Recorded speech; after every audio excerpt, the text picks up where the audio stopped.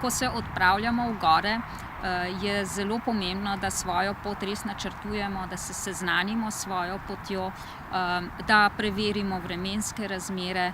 V današnjem času je skoraj nujno, da imamo s seboj tudi mobilni telefon, ker v primeru kakršnekoli nesreče imamo s tem povezavo in možnost klica v sili. Potem seveda je potrebna ustrezna oprema, ustrezna obleka, nikoli brez rezervne obleke, zadostna količina hrane in pijače in ne preveč.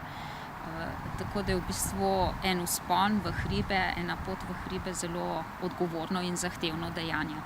Jaz mislim, da mora človek tudi sam sebe poznati, da ve, v kakšne gore se odpravlja, s kakšno kondicijo. Ker to danes je preveč tega, da ljudje